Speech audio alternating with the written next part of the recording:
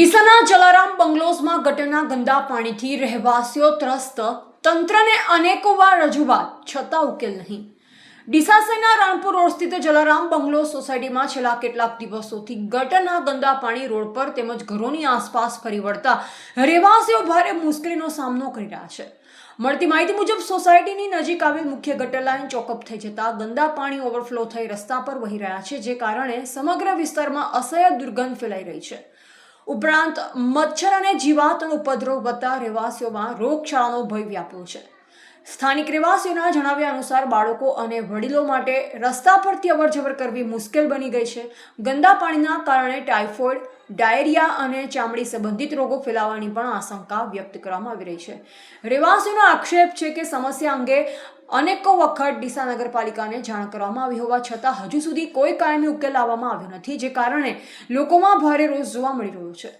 જલારામ બંગલોઝના રહેવાસીઓએ ડીસા નગરપાલિકા અને આરોગ્ય વિભાગને તાત્કાલિક ગટર સફાઈ અને રિપેરિંગની કામગીરી હાથ ધરવા માંગ કરી સાથે જ ચેતવણી આપી છે। જો આગામી 48 કલાકમાં સમસ્યાનું નિરાકરણ નહીં આવે તો નગરપાલિકા કચેરી ખાતે સામૂહિક રજૂઆત કરવામાં આવશે। ચોમાસાની સિઝનમાં આવી ગંદકી અને ગટરના પાણીના કારણે ચેપી રોગો ફેલાવાની શક્યતા અંગે આરોગ્ય નિષ્ણાંતોએ પણ ચિંતા વ્યક્ત કરી છે। હવે તંત્ર કેટલા સમયમાં કાર્યવાહી કરે છે તેના પર સ્થાનિકોની નજર મંડાઈ છે। અમારા જલારામ બેંગ્લોરમાં રહીએ છીએ। અમારે અહીંયા પાણી ભલકું બહુ આવે છે। અહીંયા મચ્છર ગટરો ઉભરાય છે, અહીંયા મચ્છર અમને બહુ ખાય, ઘરમાં ગંદકી આવે છે। તો આનો નિકાલ કરવા માટે તમે સાહેબ વિનંતી। અમે જલારામ બેંગ્લોરમાં રહીએ છીએ। અમારા સ્કૂલ જવા માટે કેટલું પાણી ભરાયેલું હોય છે, એના માટે આનો નિકાલ કરો। મારું નામ શાહ હિતેશકુમાર બાબુલાલ છે। જલારામ બંગલોઝનો રહેવાસી છું।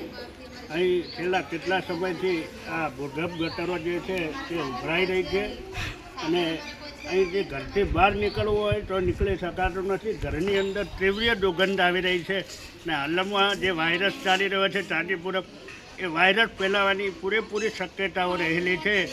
નગરપાલિકા તંત્ર વહેલામાં વહેલી તકે આનું કંઈક નિરાકરણ લાવે, નહીંતર ના છૂટકે સોસાયટીના રહીશોએ નગરપાલિકાનો ઘેરાવો કરવો પડશે। રિપોર્ટર નરેશ વ્યાસ, બનાસની પુકાર, સમાચાર ગુજરાત।